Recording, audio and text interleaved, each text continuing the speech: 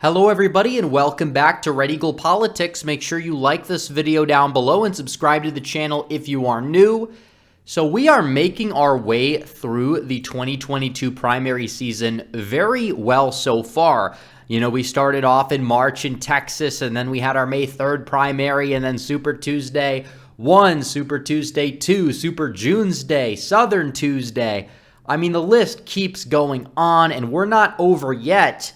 However, we are going to be taking a break after Tuesday for the most part in regards to the primaries because, as you can see here, there are no primaries that are going to be taking place between then and August 2nd, where there's going to be quite a few. That is going to be the August Super Tuesday. You have Arizona, you have Michigan, you have Missouri, you have Washington, a lot of high-profile primaries, and throughout the rest of the month, I mean, you have Wisconsin, you have Florida, there's some primaries here and there. But what I will say is that we have one more large primary day until August 2nd, and we are going to be analyzing some of these races before they happen. We did the Mississippi runoffs in yesterday's video. Yes, I'm recording this out of order because I am going out of town for a couple of days or so.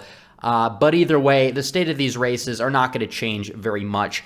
And as we know, so we are going to dive into this, but I have to tell you guys about redeaglepatriot.com because I post exclusive content. I did a video on Trump versus DeSantis 2024. It is not the big one that's coming, but it talks a little bit about one of the subjects. We also have other videos on the website as well as articles, and you could join the Discord server as well. It is just 16 cents a day. You get all this and more, and make sure to check out the merchandise as well at shop.redeaglepolitics.com. You can get your Red Wave 22 t-shirt to celebrate the Red Wave. We have all of this great merchandise and more for sale. The links are in the pinned comment down below. So we're going to dive into this, and we're going to first start off talking about Colorado. And not a whole lot is going on in Colorado, but we are going to dive into it. So either way, Colorado has a governor's primary and a Senate primary. I will say this about the governor's primary. It is very unlikely that Jared Polis loses even in this national environment. He has moved to the right on mainly fiscal issues, and as a result, he has placated a lot of independent voters in the state, and Colorado is moving left off a cliff. I talked about this in the Georgia, Virginia, Colorado documentary-style video that was released last August, I believe. It was a very good video. Many people say it's one of my best work. But beyond that point, there is the governor's race primary between Ganal and Lopez, who's a perennial candidate. The winner is likely going to lose. The Senate race, on the other hand, could it be more competitive? Maybe, but I still think it's likely D, regardless of whoever the nominee is. Looking at the Senate race here, the Republican primary here, there's going to be two candidates that are running on the primary ballot, Ron Hanks and Joe O'Dea. Ron Hanks is a very controversial state representative. He defended Trump after 1-6. He's very solid on all the issues, although he is very controversial. Can he win statewide?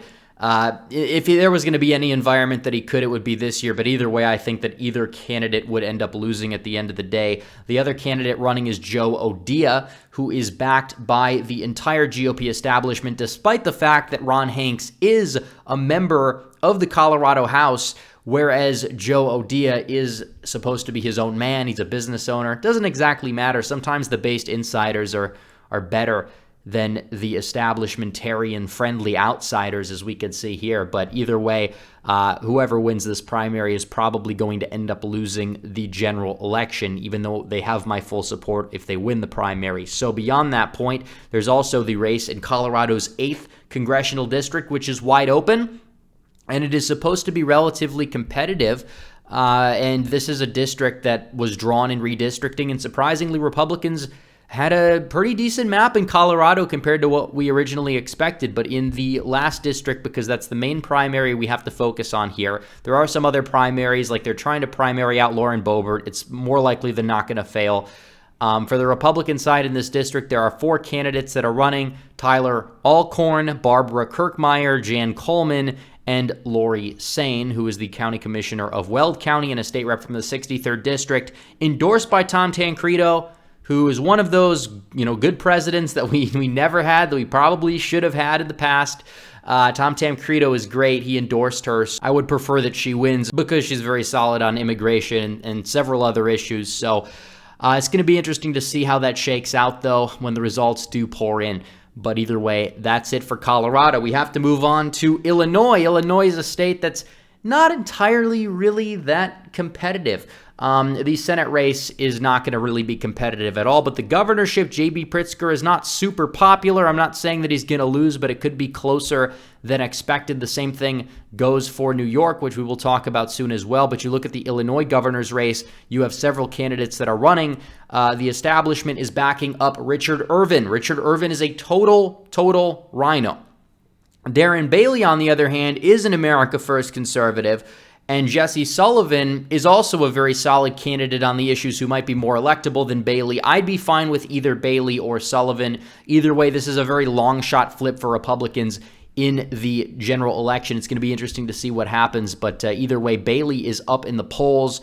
Although the polls have been fluctuating, Sullivan is tied with Bailey in one poll. I think Bailey edges out a victory here.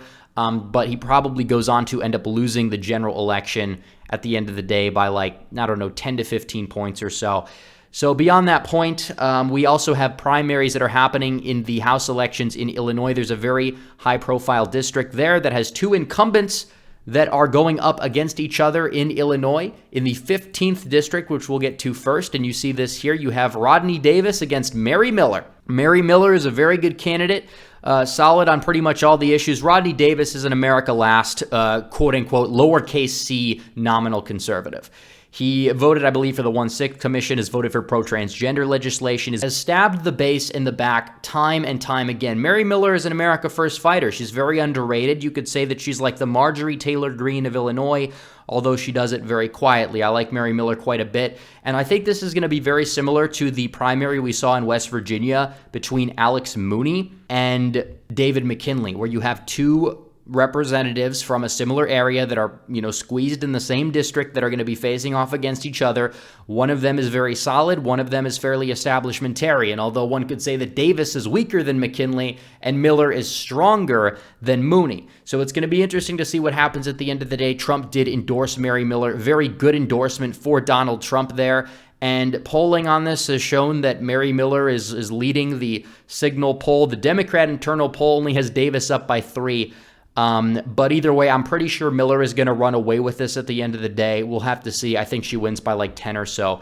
But that's the main primary that is going to be taking place here in the state of Illinois for the House.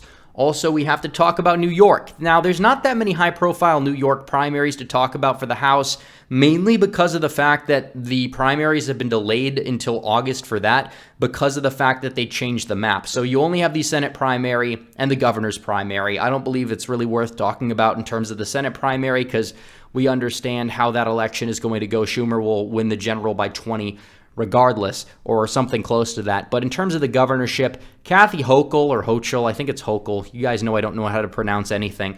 But she is running, and she is the incumbent for the Democrats. She gets booed at Islanders games in the deep blue part of New York City. I mean, she's not very popular. There have been talks about the fact that this could end up flipping, a surprise flip. I don't think that's necessarily going to happen, but it is very possible that Hochul could end up winning by under 10 points. I really believe that.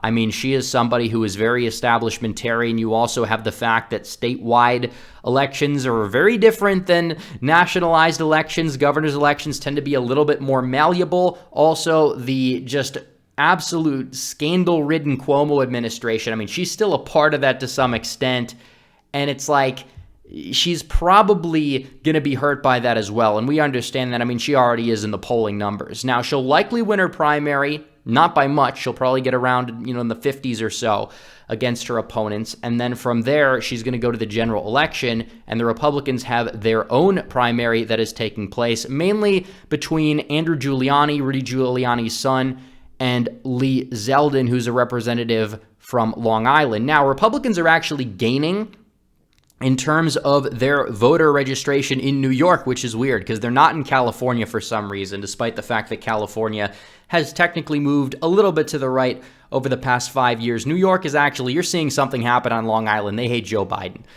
Right.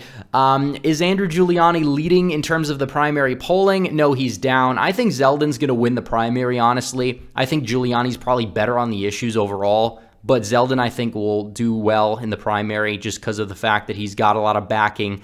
I think that in terms of the general election, I think that Zeldin might be a little bit stronger because he is less polarizing. He's still pretty good on the issues for like running for governor of New York, which is like a D+20 state.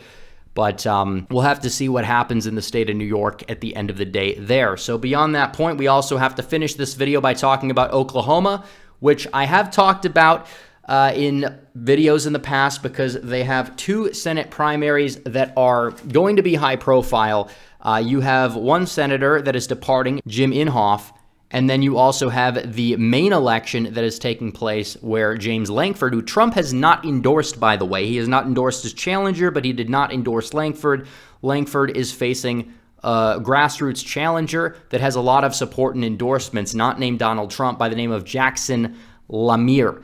So you're looking at this and you look at the primary field. Could Lemire win? I mean, he's very good on a lot of issues, very good on immigration overall. But the polls that we've seen so far have shown Lankford not budging. Lankford is awful. Like, Lankford called Trump a racist because Trump challenged results in 2020.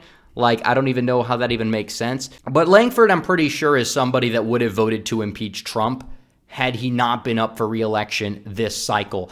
He's been awful on a lot of issues. He has a bad grade from the immigration think tanks. He supported amnesty in the past. He's awful. I really hope that he does end up going to a runoff. I hope that the polls are wrong. There have been some polls that I've seen on Twitter that have had Lemire within striking range and Lankford below 50. Although those polls may not have been real, I guess time will just tell. But either way, there is another special election, so even if we don't get an upgrade here, sadly, we might end up getting one over Inhofe in the special election. I think that you look at these candidates right here, you go down the list, it's going to probably go to a runoff. It's going to go to a runoff between Markwayne Mullin and probably T.W. Shannon, maybe Nathan Dahm. Nathan Dahm's a very good candidate overall, very good on the issues, but T.W. Shannon is much better than Markwayne Mullin too. So it's going to be interesting to see how this plays out. Markwayne Mullin is one of the representatives from Oklahoma right now that is an incumbent. He did that neocon Afghanistan stunt for publicity last year, which was an absolute train wreck.